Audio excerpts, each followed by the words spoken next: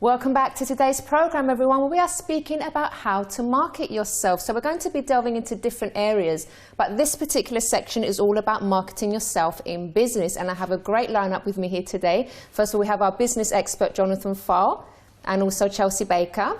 We have international speaker and entrepreneur Ketan Makwana, and also general manager for PCS Instruments, Richard Baker. Hello, everybody. Hello. Packed sofa today, which is great to see. It's great. Fantastic. Okay, so we're going to be helping our viewers today, obviously those that want to start a business and they don't really know how to get themselves out there. But you've both got quite a story, haven't you? So we'll start off with the two of you first of all. So Ketan, can you tell us about yourself first?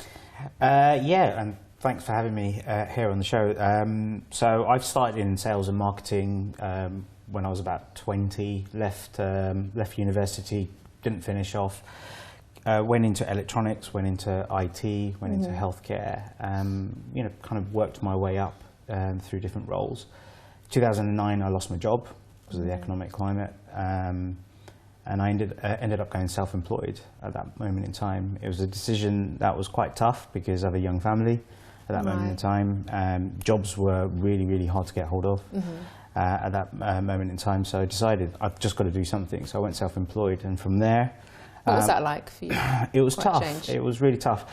One of the most weirdest things about this was the very first contract I got was from the employer that was letting me go. So, really? So the company that made me redundant ended up becoming my client. And interesting. from there, I kind of moved into outsourcing, and then saw an opportunity, so I started my first company. Okay, and then how did you get yourself out there and for everyone to know about you? What was the main things that you did? I think one of the most important things was going back into my network. So the first thing that I had to do is look around me and say, who do I know that can help me sort of leverage my position and stuff like that. So being in a healthcare environment, the very first thing that I did is go back to all those kind of companies or people that I'd worked with within the industry, and I started to reach out from there. So networking was a really important thing for me. Okay, and what is your business today? What do you actually do? I've had 2 successful exits since starting my first company. I run a company called Enterprise Lab now, which I started in 2011, and I'm really focusing on helping others understand and achieve what they want to aspire to. So it's really about mindset, attitude and development. So whether you're looking to change your career or start a business, it's not just about taking that leap of faith, it's about making sure you're prepared in the mind. Which is what Jonathan is always saying. Tell us around, Jonathan. Are you going to say it again today? No, I'm listening to these gents and I'm thinking, I'm not going to say the same thing that I always usually say. No, but it's good. It's good to repeat it, you know, just in case viewers didn't get it the first time. To have something different as well too.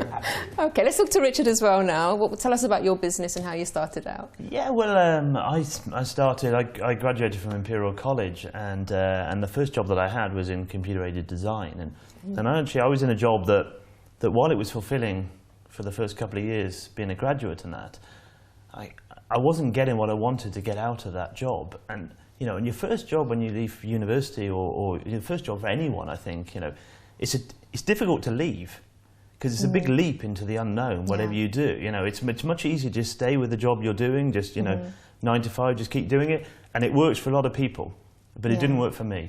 You know, so finally I managed to break free, and like Ketan, actually, you know, I started contracting, and I had one of them as my customer as well, actually, and then I went and worked in Germany for 18 months. I worked in Spain for a period of time as well, all contracting jobs and that.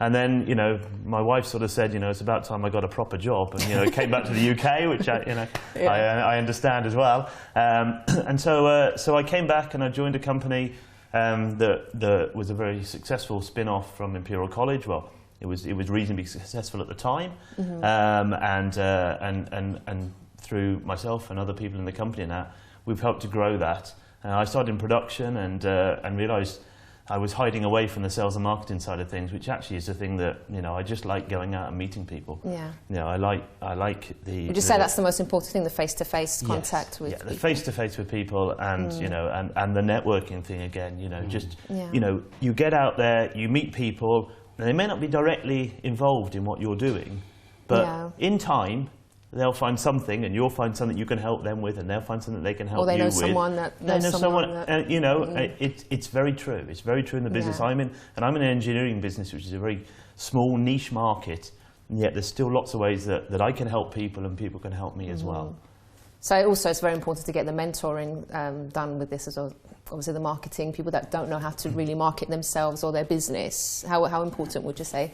Obviously I know you're going to say it's very important. Oh, well, if you know what I'm going to say, I'll let Chelsey answer it. Go on, Chelsey. Thanks, Jonathan. I think, yeah, obviously a mentor could really help. I mean, you know, we have a lot of businesses come to us, and I think one of the most common mistakes we see is that they think they've done marketing. Yeah. You know, we could sit here, we haven't got enough time on the show, but there's so many avenues to take with marketing. And, you know, the basic one is that we start with their website. People build a website and they just think, right, okay, now people are going to come. But it's all about how you build that list and you market your products and services to that list. And that's about engagement marketing. And people really, really make a lot of mistakes with their website. So I think that's the one, my most important tip would be to actually compare your website to other people's websites and, you know, who are in a similar field and actually look and think, right, is my website any good? Because the websites that I'm seeing, people come to me and they've spent like £8,000 to £10,000 on the website and it doesn't do, it doesn't say, you know, why we should choose them. So what do you do? Why should we actually choose you? Because the internet is a huge place now, and you know, getting found is one thing, but getting chosen is another. Good point. If you take a website, it's actually like your shop window. It's a 24-hour lead generating machine, and yet people just build it and leave it. And you know, so there's so many avenues to marketing, and that's I think where mentoring can really help because we've explored most avenues, haven't we? Have you two got good websites then? I don't know, Chelsey, what do you think? I haven't done it the same.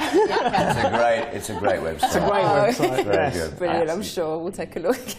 Well, yeah, we've updated our website recently, but actually I agree with it. Well, I mean, Chelsey and John, mentoring is so important from my point of view as well. I mean, you know, the company I work for, there's 12 of us in the company, and you know, we're all basically engineers and that. So marketing is sort of fallen upon us, really. Yeah. I have no marketing degree, no marketing experience, other than going out there and realising what the customer would like.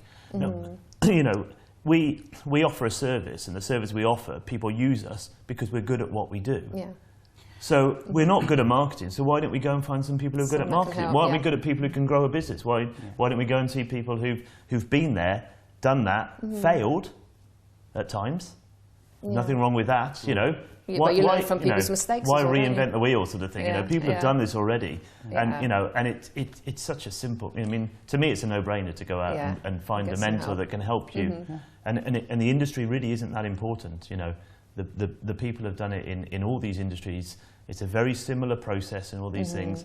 The great thing about marketing, when people say about marketing, well, it's so simple. It's obvious you should do that. Well, it's always obvious when someone tells you. You know, when someone hasn't told you, it's not quite so obvious. So. I mean, just to add to that point very, very quickly, one of the things that is really important is stop telling people what you do. Just stop doing that, because when you do that, you're only setting yourself amongst the industry like anyone else. Start telling people why you do it. Okay. When you start to tell people why you do what you do, they can align themselves to it, because everyone's different. Everyone has a different behavior. Everyone has a different attitude towards things. When you have communication in marketing, it's all about educating and stimulating your market. Some people require alignment. Some people need a little bit of pushing. Others actually need to feel like, I didn't realize that you could do that for me. So by telling people why you do something before you tell what you do, it actually allows them to sort of almost feel empowered that this is something that they can take on. Very interesting point. Chrissy, I think people are actually a bit scared sometimes to go out there and market themselves. This is a question actually I was going to ask, because especially with networking, if you're like kind of the shy type, or you don't really know what to say about yourself, you're not used to going out there and talking about yourself or your business, how do you... But it's suddenly you standing up there, and you have to have a good pitch. You have to have that elevator pitch ready. You know, it's called network marketing. So what's your passions? Why you? And I think, you know, you need to have an interesting pitch so that people are going to, you know, to warrant that response. So I think that's something that people really need to work on before they actually go out, because I have a lot of startup companies, and they are very scared to go out there and tell the world what they do. And the main thing is they haven't really perfected their message and they haven't defined their unique selling points. They're actually not that different to anything else. We often see, don't we, many companies coming to us, it's been done before. Yeah. So it's working with somebody to make sure that they have that uniqueness about them, taking that niche and then niche marketing them. Yeah. So that there's that difference. Just it could be any element where you're actually taking a small little bit of a niche and then running with it for the PR and marketing side. I know Jonathan stands up in front of a lot of people and often talks and now and again, yeah. What maybe some of your top tips on like speaking to audiences and be trained. The best education I have ever received in my life. Fortunately, it was actually paid for by a company I was with at the time, but I was taught by one of the best trainers in the US, from the US here in the UK, how to sell from stage, how to present in front of live audiences. The best training and asset I've ever gained in my life. If you don't like it, and most people hate public speaking, learn how to get around it, overcome those phobias. I mean, there are some fantastic networks of people in London and other parts of the UK where you pay very little to join a network, and every month you're all there to learn how to be better presenting, and you all work and encourage each other. But the other thing you can do from Marketing 101, in my opinion, and I can tell you from experience, I have spent money on every single marketing and advertising route you can. So I know what works and what doesn't work. Another way around it, so obviously I'm conscious of time, so we can't focus on everything, but partnerships still work brilliantly.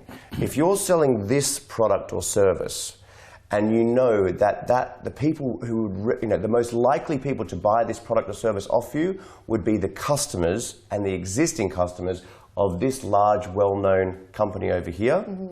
But they sell this, which is not what you're selling.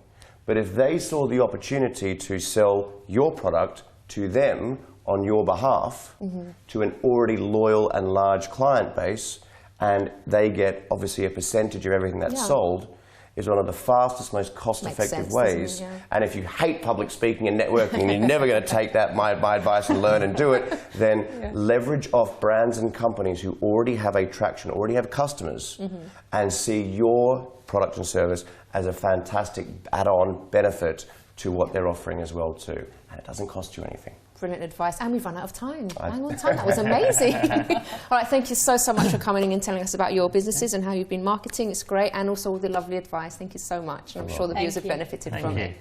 All right, guys, so don't go away, because after the break, I'll be speaking to author and BBC Two radio presenter, Jenny Lee Grace, and she's going to be talking about how to market yourself at work and also as a self-employed individual. So don't go away.